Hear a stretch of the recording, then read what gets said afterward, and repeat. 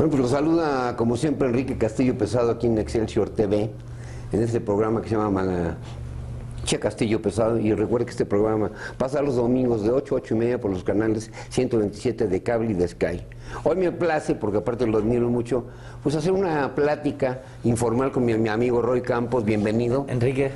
Eres una gente que admiro. Y una cosa que me gusta mucho de ti, fíjate, y eso es cierto, se lo voy a decir, el año pasado fue elegido por la revista Propositiva como uno de los 10 personajes favoritos en el ámbito sociopolítico de México. ¿Esto qué significa para ti? ¿Que la revista se equivocó? Bueno. No, que son amigos. Sí. A ver, Enrique, primero te agradezco, el que tú me digas que me admiras ya es suficiente para haber venido, así que gracias, y venimos a platicar. Y te voy a decir por qué te admiro, porque tú eres una gente que dice las cosas como, en primera, como las investigas. Dices la verdad, tú no le das a la gente por su lado. Eres el presidente de Consulta Mitowski, que para mí es la encuestadora más seria que puede haber en este país. Pero mi primera pregunta que te quiero hacer hoy, el día de hoy, se dice que todos los partidos están en crisis. Sí. ¿Por qué? Unos más que otros, pero sí. Hoy ser partido político es automáticamente motivo de rechazo. No porque, pero ¿por qué se da? Por falta de resultados. O sea, es cuando hay una falta de economía, cuando ya hubo alternancias, todos gobiernan, hacen alianzas, postulan personajes mal vistos. Pues entonces el ciudadano hay un descrédito total a la actividad política. Y entonces hoy, mira, el ejemplo muy claro es, hay 3 nuevos partidos. De ellos hay dos que si te pregunto quiénes son no tienes ni idea. Partido Humanista y Partido Encuentro Social. No, pues, ahí los conoce. En cuanto nacen, la gente dice, tiene más opinión negativa de ellos, cuando no saben nada de ellos. Entonces, ¿por qué piensan mal de algo que no conocen? Bueno. Por ser partido político. Bueno, ¿tú crees honestamente que en México la democracia, o la incipiente democracia que vivimos, entre comillas, vaya hacia adelante, o realmente estamos viviendo en un bache delicado, que hay que hablar la verdad, un bache delicado porque lo ves hasta en la calle? Y eso se refleja en el periódico, en la televisión, internacionalmente, y eso sí le afecta a México. Cuando a mí me dices que hay una serie de delincuentes que andan por todo pasado de la Reforma pintando monumentos, te hablo de cosas primarias, y que van encapuchados, y que agarran a policías, los golpean, o les avientan bombas molotov, o los queman, sí, y los detienen por 2 días y salen, y a ti que porque te pasas un alto, a lo mejor puedes estar en la cárcel un mes. La pregunta es, ¿dónde vivimos? Sí. Mira, decir que esto es culpa de la democracia también es cargarle a la democracia más culpas. Es culpa de una falta de Estado de Derecho. O sea, de repente tenemos un gobierno medio miedoso para aplicar la ley a veces. ¿Por qué es miedoso? Le da miedo porque... A ver, ¿por qué? A ver. Todo es un asunto de corrupción e impunidad. Como todo lo que quieren es ganar elecciones, les da miedo hacer algo que les haga perder votos. Cualquier cosa les da miedo. Bueno, yo creo que si lo llevan a cabo conforme a derecho, van a tener más votación a su favor. Puede ser. Del mismo pueblo de México. Pero no se atreven. Sí, pero eso le está costando mucho a México. Eso es por un lado. Y luego por otro lado estás diciendo algo muy interesante. No se atreven, o tienen miedo, o la gente dice están coludidos. Sí. No sé si te ha dicho la gente eso. Sí, o son de ellos, incluso que ellos los ponen, de todo se habla. Pero mira, te hablo de la democracia porque yo defiendo a la democracia. Sin embargo, hemos puesto en la democracia esperanzas que son imposibles de cumplir. Queremos que la democracia nos saque de la pobreza. Pues no, la democracia no es para... No. Son los gobernantes con buenas acciones, con Estado de Derecho, los que nos sacan de la pobreza. Pero la democracia es forma de elegir a nuestros gobernantes y forma de participar. Bueno.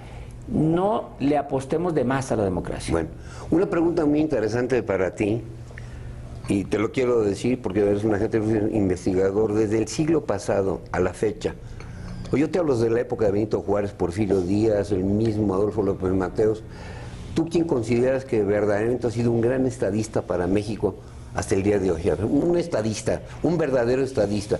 ¿Cuauhtémoc Cárdenas podría haber sido hay personajes, para mí mi personaje histórico preferido no llegó a presidente, intentó, que es Felipe Ángeles. Ah, sí.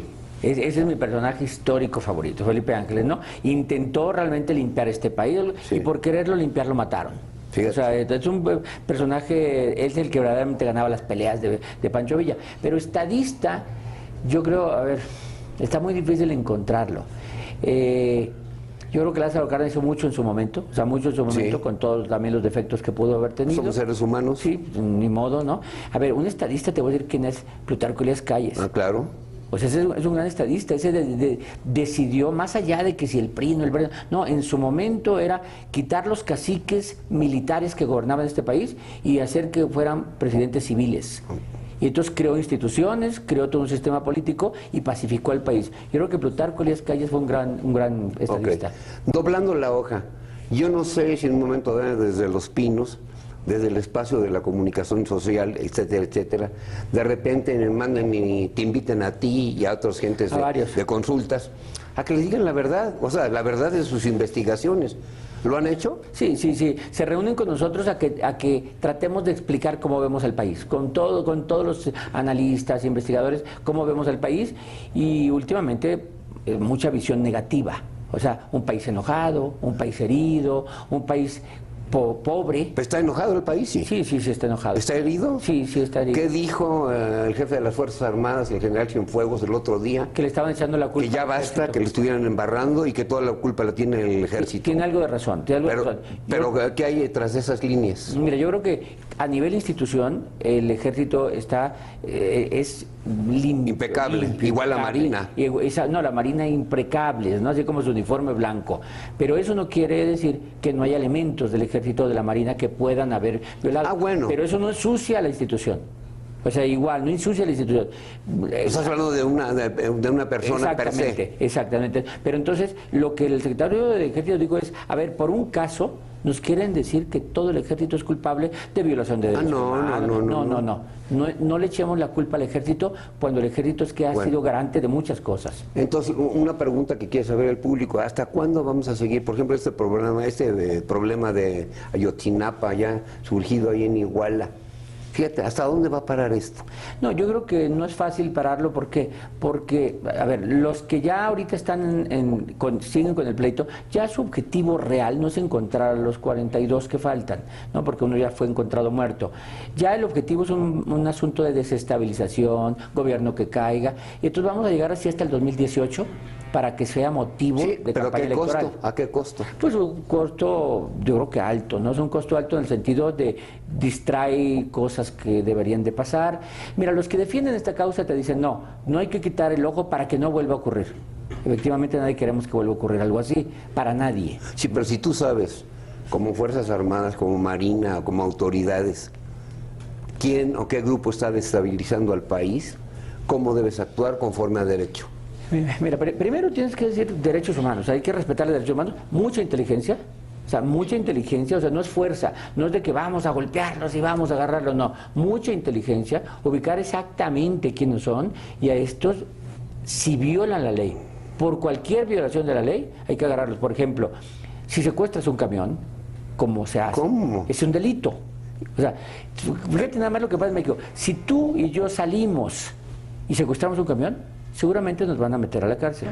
Pero si salimos no nosotros dos, sino 200 y secuestramos el camión, no nos meten a la cárcel. O sea, el chiste es conseguir más gente hacerlo. Sí, pero ahí estás actuando, ahí estás diciendo, y lo dijiste claramente, que ahí ya el gobierno a lo mejor no quiere actuar por miedo o porque va a perder popularidad. A mí qué me importa la popularidad, yo creo que hay que gobernar para todos los mexicanos. Yo creo también. Y estás hablando de cosas fíjate, delicadas, pero muy primarias. Oye, y ojo, no es de ningún partido ni es de un gobierno. Okay. Porque lo mismo podemos hablar del gobierno de Guerrero, del gobierno de Michoacán, del gobierno del DF, o sea, o del gobierno de la República. No importa, todos los gobernantes están pensando en no perder popularidad. Bueno, ¿qué piensan en Estados Unidos o en Europa, hablando de las reformas que en realidad, no sé tú qué piensas, por ejemplo, de la reforma fiscal? A la gente no le gustó. La reforma, por ejemplo, pues energética, pues apenas va y la gasolina está más cara y sabemos que se roban miles y miles de litros de gasolina. ¿Qué piensas de esas cosas? Mira, la reforma yo creo que lo único que teníamos que aceptar es que no hacer reformas era un error. No hacer reformas era un error. No, porque lo dijo la reina Isabel. Teníamos que cambiar el país. Sí. Si antes de este gobierno hubiera dicho, la educación cómo está mal, hay que cambiar, sí hay que cambiar. ¿Cómo están todas las reformas, pensiones, financieras, todas eran necesarias. La fiscal incluso, puede que no nos haya gustado esa reforma fiscal, pero había que cambiar, ¿no? La reforma... Sí, pero eso está afectando mucho a nosotros. Sí, claro, y toda reforma genera enojo de alguien. Bueno, ya no pueden parar. El problema es que muchas de las reformas van a tardar mucho tiempo en funcionar. Y el ciudadano casi quiere que una reforma educativa, ya mi hijo es más aplicado. No, o sea, de eso no se trata de eso. La reforma educativa tiene que ver incluso con el pago federalizado de los maestros, con más cosas que directamente el aula. Bueno, a ti te preguntaría, junto al presidente, debe haber Roy Campos, dime desde tu perspectiva, desde Mitowski, como encuestador e investigador, dime 5 puntos que debe ser actualmente el gobierno para tener otra imagen, para que el pueblo de México se siente un poquito más aliviado. A ver, vamos a poner así como la reglita para el presidente. A ver, reglita. Yo creo que a partir de hoy el presidente, sabiendo lo que acaba de declarar el presidente mismo en su viaje a Inglaterra, que vive un momento de poca credibilidad de gobierno, desconfianza sobre el gobierno. Entonces yo creo que ahorita tiene que, uno, aprobar totalmente el sistema anticorrupción. En la mente del ciudadano la corrupción está, después de lo de las Casas Blancas, está en la mente la corrupción. Entonces, el sistema anticorrupción. La corrupción y la impunidad. Sí, totalmente, pero el sistema anticorrupción prevé eso, tribunales que castiguen realmente más allá de lo que... Pero no lo han hecho. No lo han hecho, no se ha aprobado incluso el sistema. Hay que aprobarlo total y el presidente ceder totalmente, que se apruebe total. ¿Va a ceder el presidente? Yo creo que sí. ¿Cuándo? No, ya no me preocupa el presidente, sino los gobernadores. ¿Por qué? Porque la ley implica... ¿No quieren sumar? Que también les revisten el dinero a ellos. Y entonces los gobernadores dicen, para acá no, si somos libres, autonomía, etcétera. 1, el sistema. 2, transparencia. Hay que de veras un gobierno transparente. 3, crear instituciones creíbles porque las que están de repente no se les cree. Y 4, no olvidarse de gobernar, que no lo detenga, o sea, que no diga ya no hice nada, no, que a partir de ahorita diga, pues me creerán, no me creerán, pero así se hace un gobierno. No, y aparte que aunque seas impopular. Y que se haga el gobierno. Bueno, total. Tu opinión, en otro renglón, tu opinión, por ejemplo, de lo que está pasando en el INE, antes IFE. A ver, en el INE, el problema del INE es que nació perfecto. El INE nace perfecto. Pero después los partidos toman asalto del INE, y entonces nombran a consejeros que me ayuden a mi PRI, que me ayuden a mi PAN, que me ayuden al PRD. El 2006 fue un punto muy paradigmático, una elección tan cerrada donde el IFE fue culpado, y luego los partidos destruyen a una institución autónoma. Fue un error de los partidos. Pero una institución que era creíble. Que era creíble, la destruyen y desaparece y quitan a su presidente. Entonces ya no hay institución autónoma que se sienta segura. Bueno, este último INE, el nuevo INE, nace con una nueva esperanza. Su presidente yo creo que es de primer nivel. ¿Cómo? Córdoba es como de primer nivel. O sea, intachable. Bueno, vamos a ir unos mensajes aquí en Excelsior TV y regresamos con nuestro amigo Roy Campos, a quien estimamos y admiramos. Ahora volvemos, ¿eh?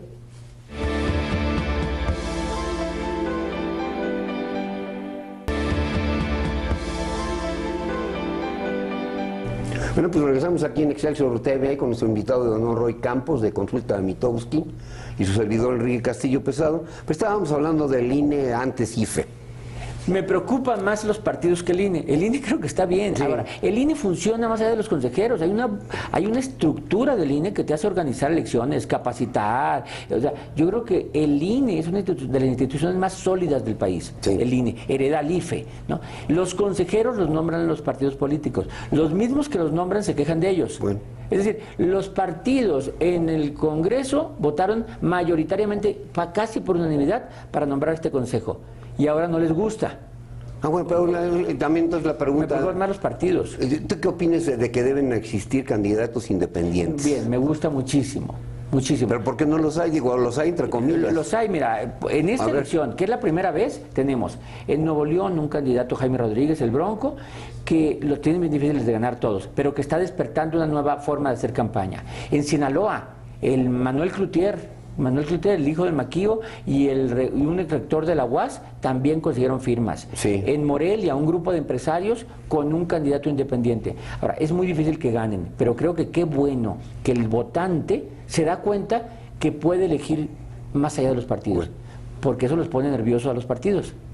los pone nerviosos porque si siguen actuando mal, un día les van a ganar. Bueno, ¿tú crees que este año, fíjate la pregunta que te voy a hacer, ¿tú crees que este año nuestro pueblo va a ir más a las urnas a votar?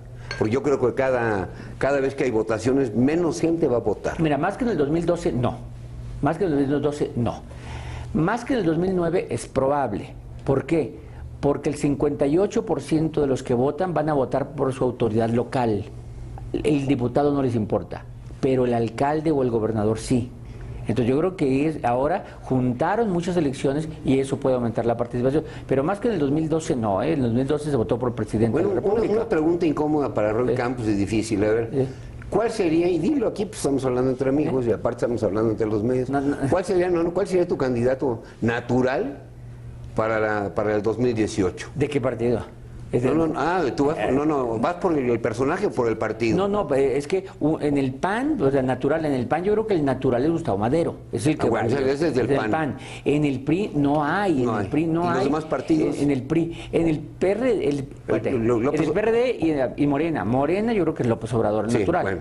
El PRD tiene que buscar un candidato medio que represente a la izquierda para que pueda competir por López Obrador, pero en el PRI no se ve. Te voy a decir algunos que pueden ser. A ver. Mira, este año, dependiendo del resultado, los gobernadores de Querétaro y de Nuevo León, Rodrigo Medina en un lado y el de Querétaro, Pepe Calzada, sí, que han sido buenos gobernadores, pero hay que ver cómo les van las elecciones. O sea, son dos posibles.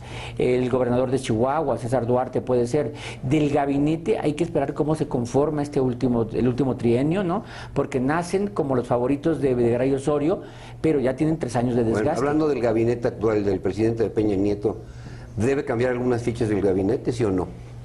Acaba de cambiar el procurador. Por eso. Acaba de cambiar el procurador, ¿no? Y al de Sedatu, que sale... ¿Podría cambiar, por ejemplo, a Videgaray? Podría cambiar a todos, ¿no? Pero Videgaray como que es muy su lugar natural, porque quitas a Videgaray de Hacienda y hacia dónde va Videgaray. No lo veo a Videgaray en Sedesol. Pero, por ejemplo, Pedro Aspe, te hablo no fue públicamente, de Hacienda. Y maestro de Videgaray, dice, y a mí me dijo en corto, que él no estaba de acuerdo en muchas de las políticas de Videgaray, y sobre todo hablando de México, porque México no es Suiza ni Estados Unidos, México es un país aparte. Pedro fue gran secretario de Hacienda y seguramente muchos economistas no estaban de acuerdo con todo lo que él hacía. Sí. O sea, entonces vale diferir, los economistas así son, por cierto.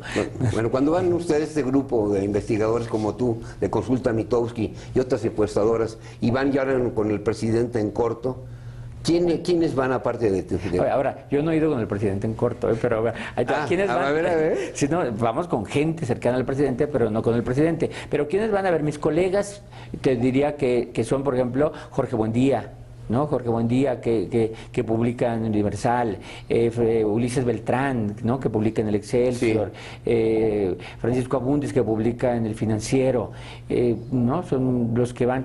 María de la Heras iba antes, ¿no? Que en paz descansa, una gran encuestadora que era María de las Heras. María de las Heras, sí. Hablando de encuestadoras, tú, para mí, director y propietario de La Mejor, que es mi Consulta Mitowski, ¿qué calificación le pondrías hoy en día al gobierno de México, por un lado? Y por otro lado, ¿qué calificación nos pondrías a todos los ciudadanos mexicanos? ¿Qué es lo que debemos hacer también nosotros, no nomás el gobierno? O sea, yo creo que igual de mala a las dos. Igual de mala. Yo diría que el presidente, o el gobierno, así, sí, como, sí, y considerando todas las instancias de gobierno, están 5, y el ciudadano está en 5. Está en 5. O sea, los dos, porque hay que recordar, el gobierno es un reflejo de los ciudadanos. No vienen de Marte los gobernantes, ¿eh? O sea, no estudiaron en otros, sí, estudiaron en nuestras primarias, son mexicanos igualitos a nosotros, bueno, que llegaron a gobernantes. ¿Sientes honestamente con tus investigaciones, cuando hablas también con políticos o con colegas, fíjate la pregunta, que este país de una manera lenta vaya a mejorar o nos vamos a quedar parados y vamos a seguir viendo esta división que hay? Yo sí creo que va a mejorar. Mira, ¿Se va a quitar esa percepción del odio que hay en la calle? Mira, yo creo que va a cambiar, se necesita como un cambio radical en algún sentido, y este cambio va a darse cuando hay una renovación de generación, sí, cuando entren chavos. O sea, los chavos traen otra mentalidad. Bueno, tú hablas, por ejemplo, estás nombrado como uno de los 300 líderes más importantes que mueven el país, pero honestamente, a ver, para ti, ¿qué significa ser líder? Entonces, primero ser congruente, o sea, estar manteniéndote y decir, a ver, pues yo hago esto y gusto no, pero okay. Segundo es no perder piso, o sea, no pierdes piso, o sea, no sientes que de repente, ay, es que tu opinión vale mucho, entonces hablas como Dios. No, o sea, habla con la gente, ¿no? Ser horizontal, es decir, no hablar de arriba hacia abajo, sino de igual a igual con todo el mundo. ¿Tú en lo personal eres espiritual? No, nada. Ah, no, que tú no crees en eso. Bueno, no soy nada. Si tuvieras que hacer un equipo, fíjate, un equipo de fútbol político, entre comillas. Lo vestiría de Cruz Azul primero. Bueno, ya sé, el Cruz Azul, yo soy del Necaxa, pero en fin, eso no importa. Y aquí en esta televisora pues son del Querétaro. A ver, dime tú, ¿cuál sería tu alineación? Fíjate, tu alineación, no sabes contra quién vas a jugar. ¿Cuál sería la alineación de mi amigo Roy Campos? 11 jugadores que jugaran por México. A ver. Vamos desde la puerta, ¿no? Bueno, primero, es que nombrar 11, difícil. Tendría que poner políticos. Porque por eso, políticos. La política, para mí la política es una profesión respetable. Sí. Entonces, no decir que puros ciudadanos, pero por ejemplo, yo pondría ciudadanos como Marlene Morera. O sea, de primera. Sí, yo lo pondría. Okay. ¿A Martí lo pondrías? A Martí también lo pondría. Pondría al rector, a Narro. A Narro. O sea, a Narro lo pondría. Luego, pondría. De ahí llevas 3. Pondría mexicanos, como ahorita que mencionaba Manuel Clutier, el sinaloense, que es alguien que primero que sabe mucho, es valiente y se entra. Sí. Pondría políticos, claro que pondría políticos como Manlio. Yo pondría a Manlio tranquilamente. También pondría Peña. O sea, ¿por qué? Porque Peña de alguna manera gobernó el Estado de México, ha vivido situaciones donde sabe un chorro de cosas. Yo pondría que... ¿Pondrías a Rubiel? Pues no, pondría a Rubiel no, o sea, en el 11 ideal no, o sea, y eso tengo muy buena opinión. ¿Te pondrías tú en el 11 ideal? ¿Tú te pondrías? ¿Por qué no? Yo no me pondría en el 11 ideal. Como entrenador. Porque me dijiste que soy el director técnico, ¿no? O sea, porque voy a jugar, el director técnico no juega. Por eso me gusta hablar con Roy Campos, porque dice cosas, estamos hablando seriamente y luego dice cosas entre líneas. A mí me gusta cuando hablas de cosas entre líneas. Sí. Tú eres orgullosamente mexicano. Podría otra mujer, María Amparo Casar, porque ¿cómo? a María Amparo Casar pondría que ya casi todo el equipo. Claro. ¿No? ¿Y quiénes serían reservas? Dime 4 reservas. No, pues reservas. Pues sí, estamos hablando. Mira, reservas. Yo creo que hay buenos gobernadores en México que tendrían que estar ahí listos para entrarle. Por ejemplo, para mí el gobernador de Yucatán, Rolando Zapata, por cierto, tu tierra, ¿no? Sí, bueno, yo nací aquí, pero yo vengo de Yucatecos, claro, vengo de gentes de Orizaba. Sí. Que es un gran estado y lo ha gobernado muy bien.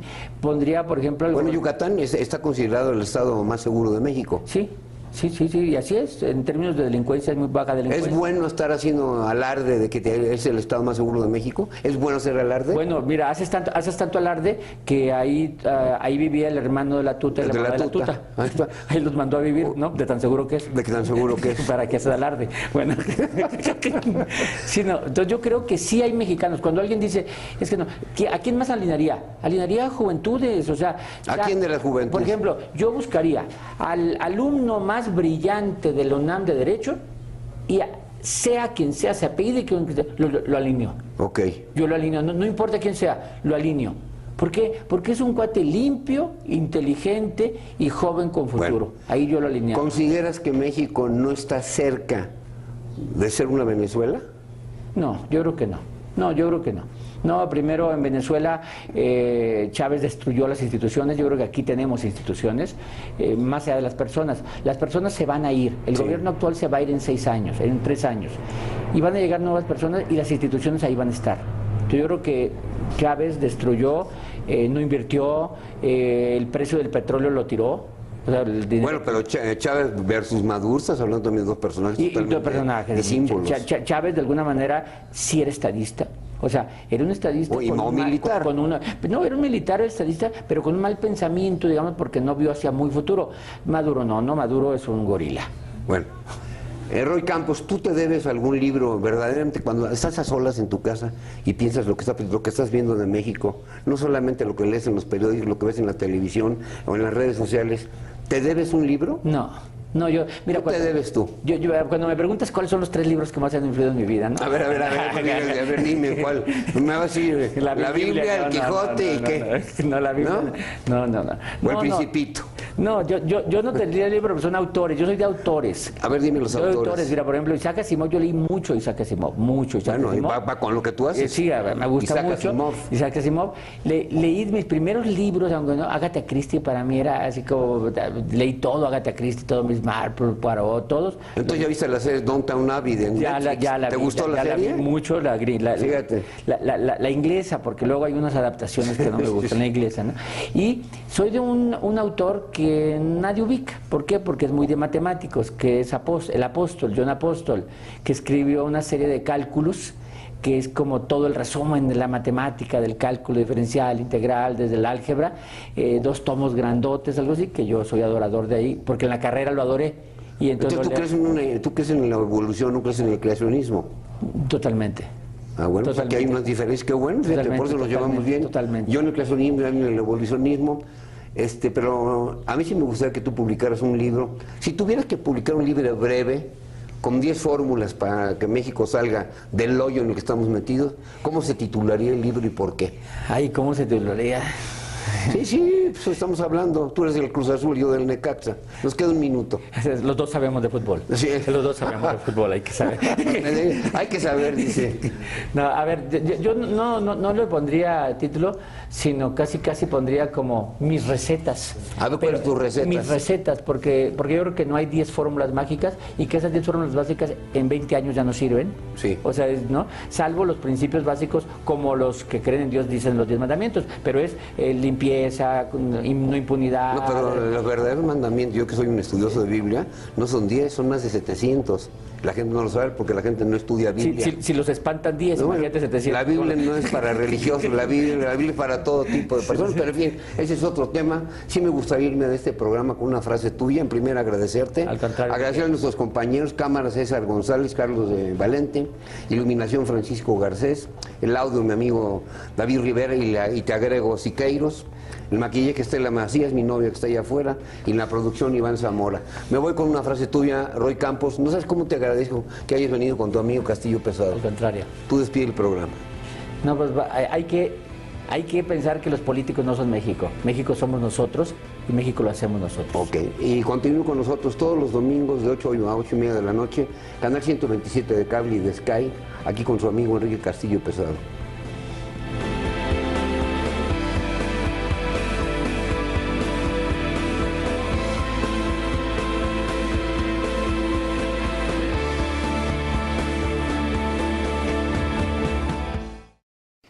Te invitamos a seguir cuestionando la información con los siguientes videos.